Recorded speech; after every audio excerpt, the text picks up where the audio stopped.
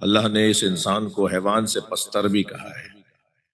یہ انسان کے بارے میں بات ہو رہی ہے۔ قرآن سجی ہوئی کتاب ہے اور الفاظ اور تہذیب کی کتاب ہے، یہ مہذب بنانے کی کتاب ہے، یہ تربیت دینے کی کتاب ہے۔ اس میں اگر انسان کو اس طرح کے الفاظوں سے نوازا جا رہا ہے تو اس کا مطلب یہ ہے کہ یہ بھی خود انسان شناسی کا ایک حصہ ہے۔ اور اسی انسان کے بارے میں اتنا کہتا ہوا بھی آگے بڑھوں کہ خود انسان کو حتی فرشتوں نے نہیں پہچانا۔ فرشتوں نے پہچان لیا ہوتا تو فرشتے کیوں کہتے کہ اتجعل فیہا من یفسد فیہا، تو اسے اپنا خلیفہ بنا رہا ہے جو فساد پھیلائے گا۔ اور اللہ نے جواب یہ دیا، اور جواب بتا رہا ہے کہ فرشتے نہیں پہچان سکے تھے۔ جواب بتا رہا ہے انی عالم ما لا تعلمون، جو میں جانتا ہوں وہ تم نہیں جانتے۔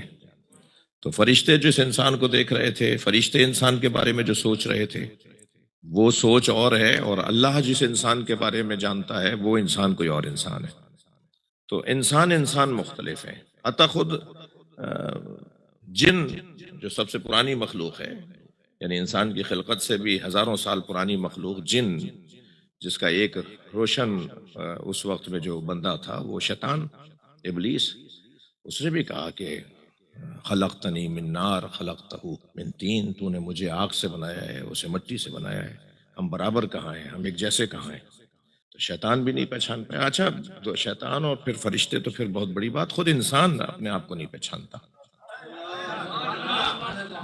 اتامرون الناس وتنسون انفسکم، قرآن کہہ رہا ہے تم دوسروں کے بارے میں کچھ کہتے ہو اور اپنے بارے میں کچھ اور سوچتے ہو۔ تم اپنے آپ کو بھلا دیتے ہو، تم جو کہتے ہو وہ کرتے نہیں ہو، جو تم دوسروں کے لیے سوچتے ہو وہ اپنے لیے نہیں سوچتے، تم سب کے بارے میں تو درد رکھتے ہو اور اپنے بارے میں خیال ہی نہیں رکھتے، اپنے آپ کو بھلا دیتے ہو۔ تو یہ انسان، ایک صلوات پڑھیں ذرا محمد والا۔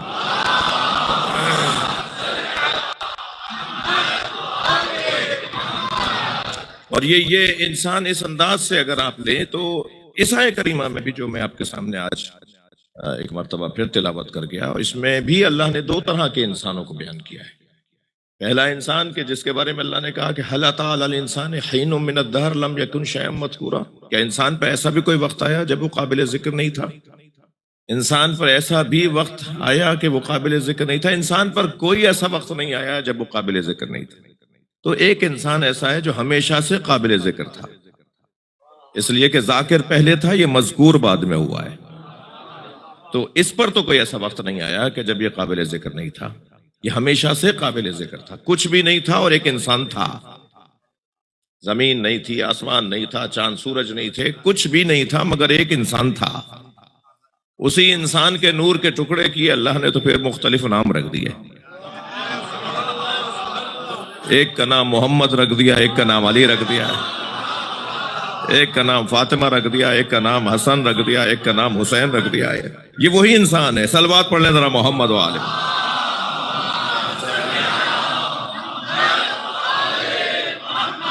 جو ہمیشہ سے قابل ذکر، اللہ علی محمد وعلی محمد۔ روزانہ آپ کو زحمت دیتے ہیں ہم آگے آنے کی، اب پھر دوبارہ کہہ رہا ہوں تھوڑا تھوڑا صلوات پڑھتے ہوئے ذرا جم کے بیٹھ۔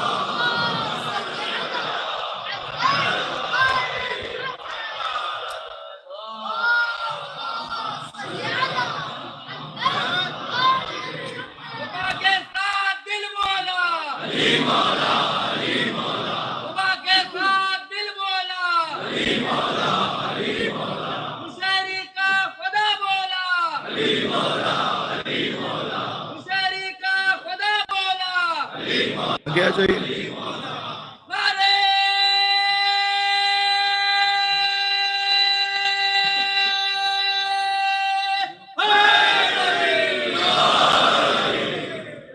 تھوڑی سی جگہ اور بنا سکتے ہیں آپ، برداشت فرمائیے، تھوڑا تھوڑا سا اور آگے آئیے۔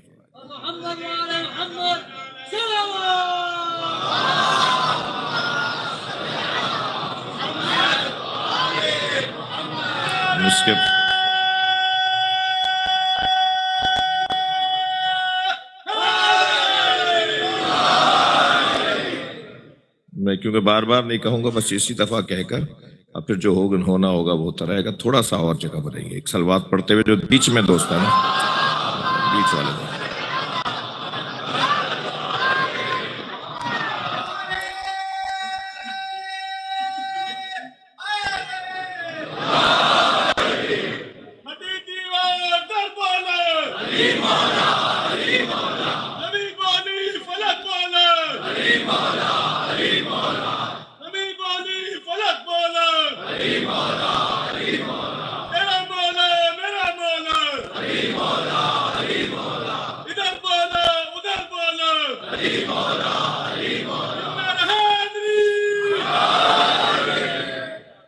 توجہ کر لیا آپ حضرات؟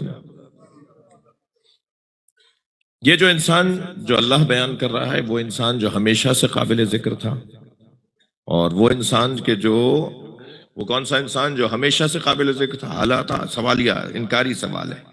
سوال انکاری ہے، یعنی اس میں انکار ہے کہ نہیں ایسا نہیں تھا، ہمیشہ سے قابل ذکر تھا. ایک انسان ایسا تھا جو ہمیشہ سے قابل ذکر تھا. اور پھر کون سا انسان؟ اور پھر انا خلقنا الانسان من نطفۃ امشاج، یعنی ایک وہ انسان ہے کہ جو ایک انسان ہادی انسان ہے، اور ایک انسان محتاج ہدایت انسان ہے. ایک ہمیشہ سے رہنے والا انسان ہے، ایک جو بعد میں ہوا ہے. اور جو بعد میں ہوا ہے وہ مختلف ہیں، اور یوں کہہ لیجئے کہ ایک آگے چلنے والا ہے اور ایک پیچھے چلنے والا ہے. ایک امام ہے اور ایک ماموم ہے. ایک ہادی ہے اور ایک اس ہادی سے ہدایت لینے والا ہے. تو یہ دوسری طرح کا انسان، وہ جس کے ہاں نجاست کا عنوان بھی ہے، جس کا آغاز ہی نجاست کے ساتھ ہے، جس کی ابتدا ہی نجاست کے ساتھ ہے. اور ایک وہ انسان ہے کہ جس کی آغاز، جس کی ابتدا، جس کی اصل، جس کی بنیاد، جس کا وجود نور ہی نور ہے. تو یہ دو طرح کے انسان. اب ذرا آپ دیکھیے کہ وہ جو پہلے والا انسان ہے اس کے لیے ارشاد ہو رہا ہے کہ هل أتى على الإنسان حين من الدهر لم يكن شيئا مذكورا. یہ جو انسان ہے، اس انسان کے لیے پھر تیسری آیت میں ارشاد فرما رہا ہے اللہ کیا؟ انا ہدیناہ السبیل، ہم نے انہیں، کس انسان کو؟ جو ایک نطفۃ امشاج سے بنا ہوا انسان ہے. انا خلقنا، یعنی دوسری آیت والا انسان. پہلی والی آیت والے میں جو انسان کا ذکر ہے، اس انسان کو اللہ نے پھر سبیل کہا ہے تیسری آیت میں. دوبارہ سے غور فرمائیں. پہلی والی آیت میں هل أتى على الإنسان حين من الدهر لم يكن شيئا مذكورا. دوسری آیت میں انا خلقنا الانسان من نطفۃ امشاج نبتلی. اب اس انسان کو جو کنکتے ہوئے پانی سے بنائے، اس انسان کے بارے میں پھر تیسری آیت میں ارشاد ہو رہا ہے انا ہدیناہ السبیل اما شاکرا و اما کفورا. ہم نے اس انسان کو، جو دوسرا انسان ہے، جو دوسری آیت والا انسان ہے، ہم نے اس انسان کو رستہ دکھا دیا ہے. یعنی وہ انسان جو سبیل ہے اور وہ انسان جو سبیل پہ چلنے والا ہے. یہ جو انسان سبیل ہے یہ اللہ نے دکھا دیا ہے، اس کا اللہ نے تعارف کروا دیا ہے. سب سے پہلے پروردگار عالم نے حتیٰ انسان جس کو بعد میں بنایا ہے، اس کو بنانے کے سے پہلے اللہ نے جس انسان کا تعارف کروایا ہے، حضرت آدم سے پوچھا نا بتاؤ ان اسما میں سے یہ اسما کون ہے؟ تو حضرت آدم علیہ السلام نے بتا دیا کہ یہ محمد ہے، یہ علی ہے، یہ حسن ہے، یہ حسین ہے، یہ فاطمہ ہے. اور فرشتے نہیں بتا پائے. جو فرشتے نہیں بتا پائے تو فرشتوں سے زیادہ کامیاب رہے حضرت آدم. پھر حضرت آدم نے اسی آزمائش کی بنیاد پر اللہ نے اسی آزمائش کی بنیاد پر حضرت آدم کو اپنا خلیفہ بنایا ہے. یعنی جن کی معرفت کی بنیاد پر اللہ زمین پہ خلیفہ بناتا ہو، وہ امت کے برابر کیسے ہو سکتے ہیں؟ وہ دوسروں کے برابر کیسے ہو سکتے ہیں؟ تو اب اس انسان کے بارے میں اللہ نے اسی انسان کے بارے میں کہا انا ہدیناہ السبیل. بھائی غور چاہوں گا، آپ سے توجہ چاہوں گا. قرآن مجید میں رستوں کے بارے میں، اللہ تک پہنچنے کے جو ذریعے ہیں، واسطے ہیں، طریقے ہیں، ذرائع ہیں، وسائل ہیں، ان کے بارے میں پروردگار عالم نے مختلف تعبیرات کو یاد کیا ہے قرآن میں. مثلا کبھی صراط کا لفظ استعمال کیا ہے، اہدنا الصراط الذین انعمت علیہم، یا اللہ مجھے اس رستے کی ہدایت فرما جس پہ تو نے اپنی نعمتیں نازل کی ہیں. صراط. کبھی اللہ نے ارشاد فرمایا حبل اللہ واعتصموا بحبل اللہ جميعا ولا تفرقوا، اللہ کی رسی کو مضبوطی کے ساتھ تھامے رکھو. توجہ چاہوں گا، اللہ کی رسی کو مضبوطی کے ساتھ تھامے رکھو. اب یہاں میں نے ایک مجلس میں کہا تھا کہ ترجموں پہ میں دوبارہ نظر ثانی کی گزارش کر رہا ہوں علماء اکرام سے کہ دوبارہ ترجمے دوبارہ سے دیکھنے کی ضرورت ہے. یہاں کیا ترجمہ ہوتا ہے؟ وَاعْتَصِمُوا بِحَبْلِ اللَّهِ جَمِيعًا وَلَا تَفَرَّقُوا، اللہ کی رسی کو مضبوطی کے ساتھ تھامے رکھو اور تفرقے میں نہ پڑو. یہ بہت اچھا ترجمہ نہیں ہے، اگرچہ میں اس وقت ترجمے کی بحث نہیں تھی، مگر بات آ گئی ہے تو میں عرض کر رہا ہوں. اختلاف نہیں کرو، تفرقے میں نہیں کرو. تو یہ تو کوئی اچھی بات نہیں ہے کہ اختلاف بری بات نہیں ہے ہمیشہ، اور اتحاد ہمیشہ اچھا نہیں ہے. اتحاد ہمیشہ اچھا نہیں ہے، اختلاف ہمیشہ برا نہیں ہے. اتحاد کو اچھا بناتا ہے وجہ اتحاد، اختلاف کو برا بناتا ہے وجہ اختلاف. وجہ ہوتی ہے کہ جو برا بناتی ہے، اور وجہ ہوتی ہے جو اچھا بناتی ہے. ذاتی طور پر نہ اختلاف برا ہے اور ذاتی طور پر نہ اتحاد اچھا ہے. اگر ہر جگہ اتحاد اچھا ہے تو ساری دنیا جو متفق ہو کر اور متحد ہو کر اگر اسلام کے خلاف بات کرے تو اس اتحاد کو ہم اچھا بولتے ہیں. قریش کے سارے مشرک جمع ہو گئے تھے سرکار دو جہاں کو ماننے پر، متفق ہو گئے تھے، تو کیا اس اتفاق کو مان لیں؟ ہر اتفاق اچھا نہیں ہے، وجہ بتائے گی اتفاق کی کہ یہ اچھا اتفاق ہے اور یہ ہونا چاہیے، اور یہ اختلاف برا ہے اس لیے کہ اس کی وجہ بری ہے. اب ترجمہ یہ نہیں ہوگا کہ وَاعْتَصِمُوا بِحَبْلِ اللَّهِ جَمِيعًا وَلَا تَفَرَّقُوا، اللہ کی رسی کو مضبوطی کے ساتھ تھامے رکھو اور تفرقے میں نہ پڑو، اختلاف میں نہ پڑو. نہیں، ترجمہ ہوگا رسی کے بارے میں جھگڑا مت کرو، اللہ کی رسی کو مضبوطی کے ساتھ تھامے رکھو اور رسی کے بارے میں جھگڑا مت کرو. اب یہ رسی کیا ہے اسے مجھے آپ اجازت دیں کہ دو چار جملوں کے بعد میں کہوں. صلوات پڑھ لیں ذرا محمد و آل محمد.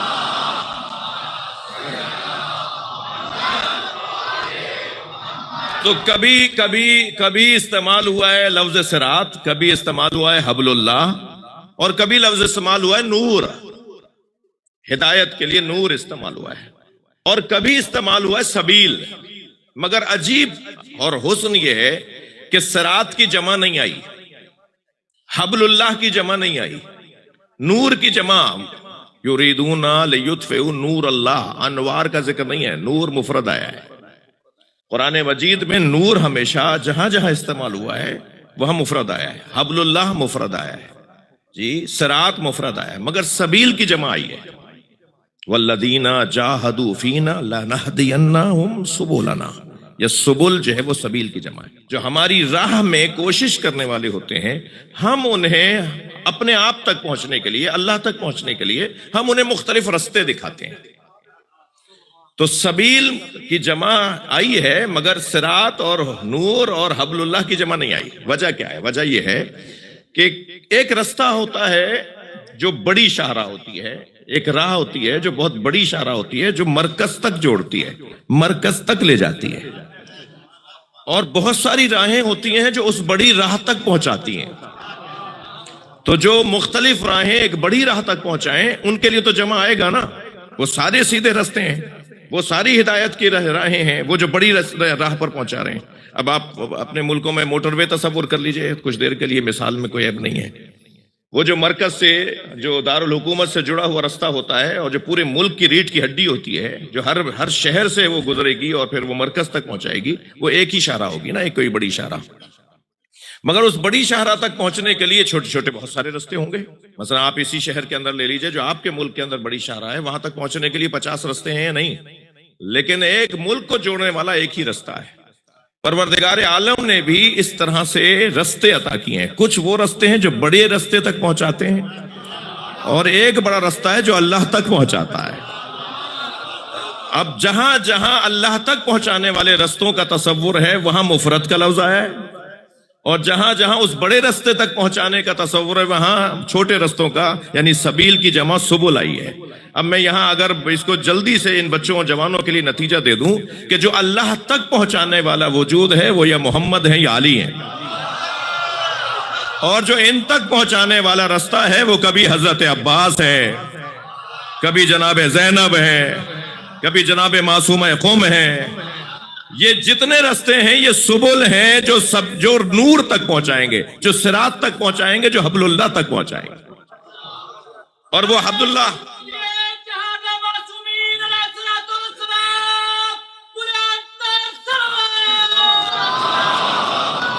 اللہم صل علی محمد.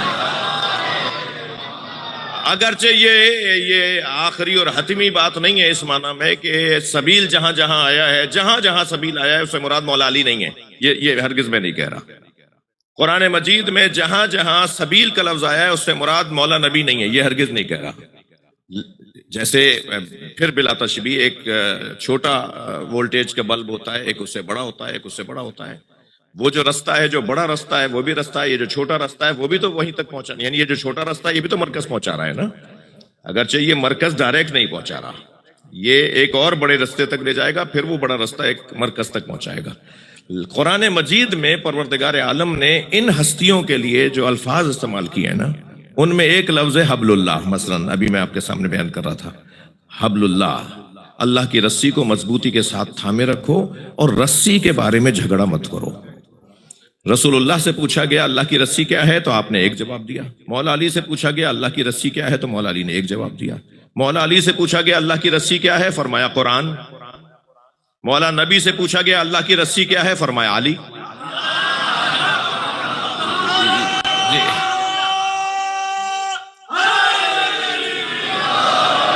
یعنی اور پھر فرمایا علی و مع القرآن والقرآن و مع علی، یعنی قرآن اور علی کو اور علی کو اور قرآن کو دو وجودوں کو اللہ نے جوڑ دیا ہے اور نبی مکرم میں تعارف کرا ہے۔ اور ویسے بھی عزیزو رسی کم سے کم 2 ڈوروں کے بٹنے کو کہتے ہیں، آپ 14 ڈوروں سے بھی رسی بنا سکتے ہیں۔ صلوات پڑھ لیں محمد و آل محمد۔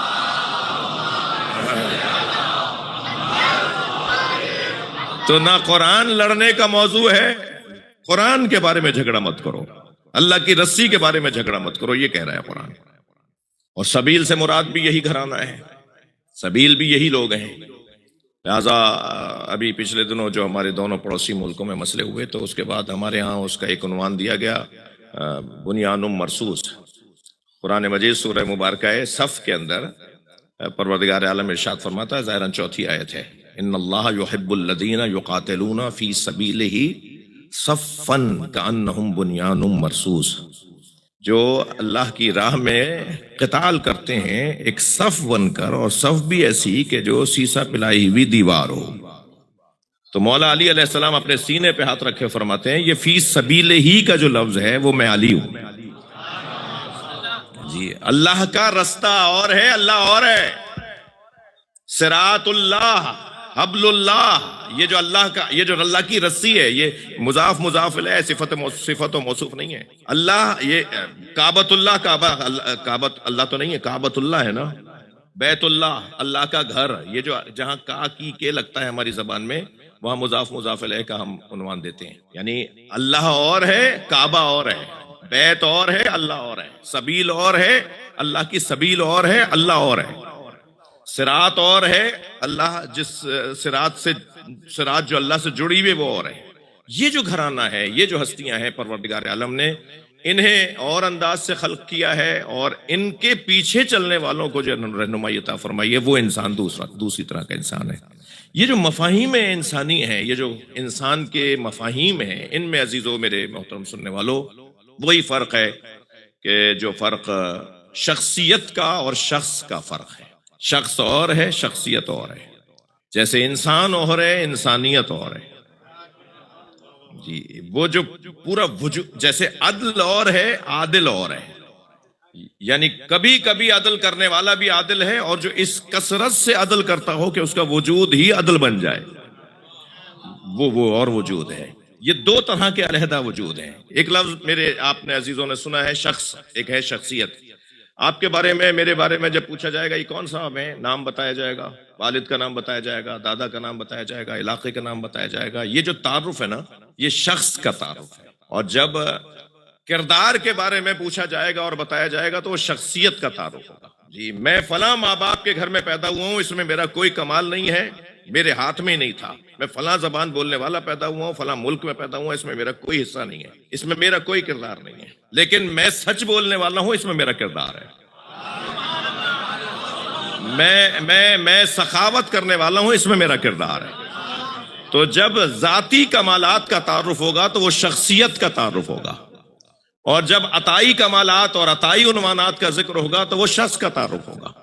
اور شخص اور شخصیت کا روشن فرق بھی یہی ہے کہ شخص کا تعلق بدن سے ہے اور شخصیت کا تعلق سیرت سے ہے.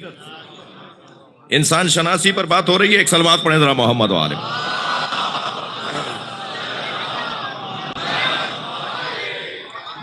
ایک اور بلند صلوات پڑھیں.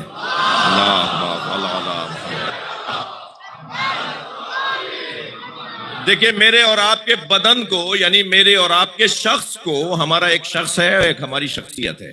ہمارے بدن کو زندہ رکھنے کے لیے کچھ غذاؤں کی ضرورت ہے، کچھ توانائیوں کی ضرورت ہے، اور ہماری شخصیت کو زندہ رکھنے کے لیے بھی کچھ توانائیوں کی ضرورت ہے. شخص کا قتل تیر، بھالے، برچھی، گولی، دھماکے سے ہوتا ہے، مگر شخصیت کا قتل 4 چیزوں سے ہوتا ہے. شخص کو مارنے والی جو چیزیں ہیں، بدن کو مارنے والی چیزیں ہیں، وہ گرم اسلحہ ہے، وہ مثلاً زہر ہے، وہ مثلاً کوئی گولی ہے، کوئی دھماکہ ہے، کوئی فائرنگ ہے، کوئی بدن کو مارنے والے جتنے بھی اوزار استعمال ہوتے ہیں وہ شخص کو مارنے والی چیزیں ہیں. مگر شخصیت کو 4 چیزوں سے قتل کیا جاتا ہے. شخص کی بھی حیات ہے، شخص کی بھی موت ہے، اور شخصیت کی بھی حیات ہے اور شخصیت کی بھی موت ہے. شخصیت کو جو مارنے والی 4 چیزیں ہیں ان میں سب سے پہلی چیز ہے جہالت. شخصیت کو گولی سے نہیں مارا جاتا، شخصیت کو جہالت سے مارا جاتا ہے. شخصیت کو حسد سے مارا جاتا ہے، شخصیت کو کینے سے مارا جاتا ہے، شخصیت کو بغض سے مارا جاتا ہے. یہ وہ اسلحے ہیں جو شخصیت کو قتل کر دیتے ہیں. اگر آپ تاریخ میں صفحہ پلٹ کر دیکھیں تو ایک ایسی شخصیت ہے جس کا قتل آج تک ہو رہا ہے، اسے ابو طالب کہتے ہیں. انہیں جہالت کے اسلحے سے مارا جا رہا ہے. کچھ لوگ جہالت کی وجہ سے ان کے بارے میں منفی بات کرتے ہیں، ان کی شخصیت کو قتل کرتے ہیں، اور کچھ لوگ ہیں کہ جو حسد کی بنیاد پر ایسا کر رہے تھے. جی میرے مولا نے اس آیہ کریمہ کی تفسیر میں فرمایا ام یحسدون الناس علی ما آتاہم اللہ من فضلہ وقد آتینا آل ابراہیم الکتاب والحکمہ وآتیناہم ملکا عظیما. میرے مولا اپنے سینے پہ ہاتھ رکھ کے فرماتے ہیں اس آیت میں کہ جس میں اللہ ارشاد فرما رہا ہے کہ کچھ لوگ ہیں جو ان لوگوں سے حسد کرتے ہیں جنہیں اللہ نے اپنے فضل سے عطا کیا ہے، اور ہم نے آل ابراہیم کو کتاب اور حکمت عطا کی ہے، اور ہم نے آل ابراہیم کو ملک عظیم عطا کیا ہے. کتاب سے مراد قرآن ہے، حکمت سے مراد نبوت ہے، اور ملک عظیم سے مراد امامت ہے. ہم نے آل ابراہیم کو امامت بھی دی ہے، نبوت بھی دی ہے، اور کتاب قرآن بھی دی ہے. اور کچھ لوگ ہیں جو ان لوگوں سے حسد کرتے ہیں. تو مولا اپنے سینے پہ ہاتھ رکھ فرماتے ہیں نحن محسودون الذین فی الآیہ. اس آیت میں جن محسودوں کا ذکر ہے وہ ہم اہل بیت ہیں. حسد کی بنیاد پر، جہالت کی بنیاد پر. سب سے بڑا قاتل معاشرے کا، سب سے بڑا خطرناک جو اسلحہ ہے معاشرے کو اور شخصیات کو قتل کرنے کا، وہ جہالت ہے. الناس اعداء ما جہلوا. انسان ہر اس چیز کا دشمن ہو جاتا ہے جس کے بارے میں وہ جاہل ہے. دشمنی جس کو نہیں جانتا، جس کے بارے میں وہ جاہل ہے. دشمنی کا سب سے خطرناک ترین سبب جہالت ہے. جہالت کم ہوتی چلی جائے گی، دشمنیاں ختم ہوتی چلی جائیں گی، محبتیں بڑھتی چلی جائیں گی. اس لیے شاید بہت سارے لوگ، ان کی دکانیں، ان کا کاروبار ہی جہالت پھیلانے سے چل رہا ہے. جتنا وہ جہالت کو باقی رکھیں گے اتنی ان کی دکانداری باقی رہے گی. لہٰذا وہ بہت سارے ایسے عنوانات رکھتے ہیں کہ کسی طرح معاشرے میں علم عام نہ ہونے پائے. حسد ایک ایسی آگ ہے جو محسود کو جلانے سے پہلے خود حاسد کو جلاتی ہے. حسد کرنے والا سب سے پہلے اپنا نقصان کر رہا ہوتا ہے، اپنے آپ کو تکلیف دے رہا ہوتا ہے. اور یہ مجمع، یہ جو امام کو کی محبت میں اور اہل بیت کے احترام میں جمع ہے، یہ مجمع، یہ کسی طور پہ کسی سے حسد نہیں کر سکتا، اس لیے کہ حسد مجبور لوگوں کا کام ہے.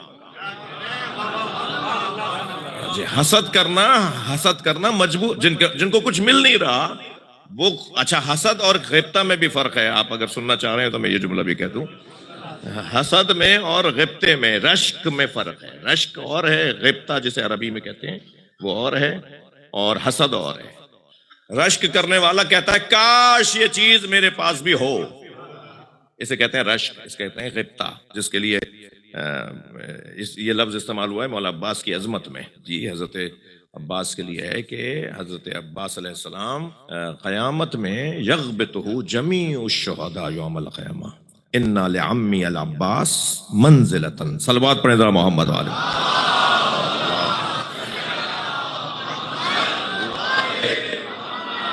ہاں امام صادق فرما رہے ہیں، مولا صادق کا فرما رہے ہیں، ہمارے چچا اللہم صل علی محمد وعلی، ہاں ہمارے چچا عباس کو اللہ نے وہ مقام عطا کیا ہے کہ جمیع الشہداء، یعنی حضرت حابیل سے لے کر اور قیامت تک جتنے بھی اللہ کی راہ میں قربانی دینے والے شہید ہوں گے نا، وہ سب کے سب رشک کریں گے کاش ہم بھی عباس جیسے ہوتے۔ یطیر مع الملائکہ، جی حضرت جعفر طیار کے لیے اور حضرت عباس کے لیے ہے کہ یہ فرشتوں کے ساتھ جنت میں پرواز کرتے ہیں، جہاں چاہتے ہیں چلے جاتے ہیں، جی اس کے لیے ہے یغبطہ جمیع الشہداء، قیامت کے دن تمام شہداء غبطہ کریں، کاش یہ مقام جو عباس کو اللہ نے عطا کیا ہے، جو ابو الفضل عباس علیہ السلام کو عطا کیا ہے، وہ کہیں گے کاش یہ ہمیں ملتا۔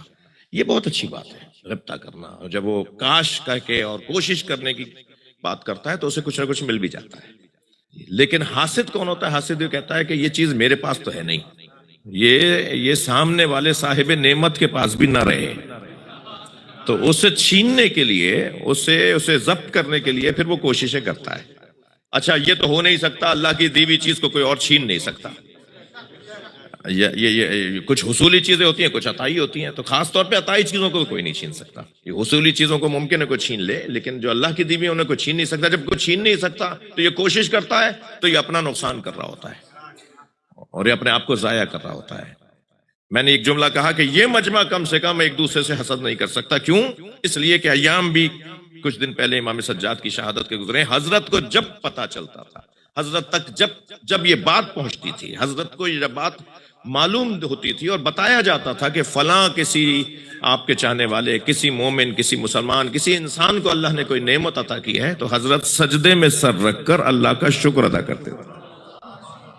سید الساجدین، اسی بنیاد پہ کثرت سے سجاد، کثرت سے سجدہ کرنے والے، چاہے اسے پتا بھی نہ ہو کہ حضرت نے اس کی نعمت ملنے پہ اللہ کا شکر ادا کیا ہے، خوش ہوتے تھے حضرت، کسی کو آگے بڑھتا ہوا دیکھ کے خوش ہوتے تھے۔ ہمارے معاشرے کی بہت بڑی کمزوری ہے، اور آپ میں سے بہت سو کے ساتھ تو یہ مسئلہ ہوگا، آپ جو اپنے وطنوں سے دور ہیں اور اپنے عزیز و اقارب کے لیے کوئی خیر خواہی کرتے ہوں گے، تو آپ کے لیے ہوتا ہوگا کہ بھئی یہ تو وہ انہوں نے کیا ہوگا ان کے ساتھ، وہ بھیج رہے ہوں گے کچھ، انہوں نے یہ ان کے ساتھ تعاون کیا ہوگا، ورنہ ان کے کہاں بس کی تھا یہ کام، اور معلوم ہو اس کے لیے پریشانیاں کھڑا کرنا، رکاوٹیں ڈالنا، اس کی راہ میں رکاوٹیں ڈالنا، یہ حسد کرنا۔ بعض لوگوں کو آپ نے دیکھا ہوگا کہ انہیں دو چیزیں زیادہ نظر آتی ہیں، دو چیزیں بہت سے لوگوں کو زیادہ نظر آتی ہیں، ایک اپنی عقل، ایک دوسرے کا پیسہ۔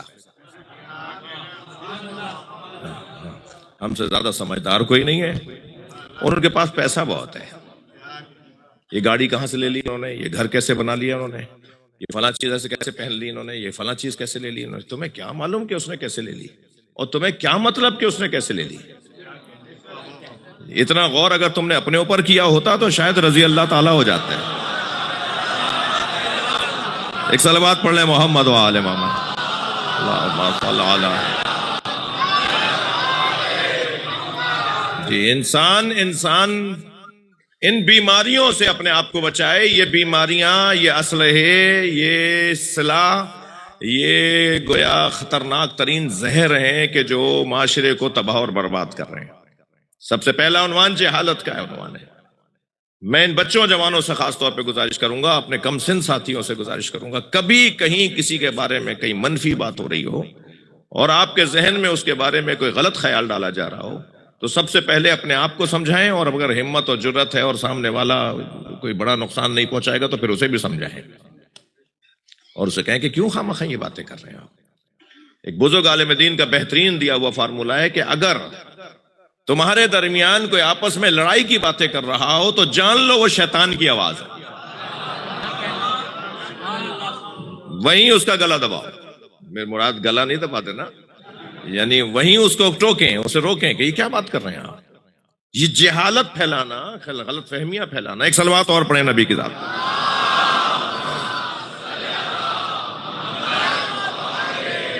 یہ کسی طور ائمہ اہل بیت کو پسند نہیں ہے، کسی طور پسند نہیں ہے۔ اور دوسرا عنوان ہے حسد کا عنوان، اور تیسرا عنوان ہے بغض کا عنوان۔ بغضی ہے بھائی، چوتھا عنوان ہے کینے کا عنوان۔ یہ جو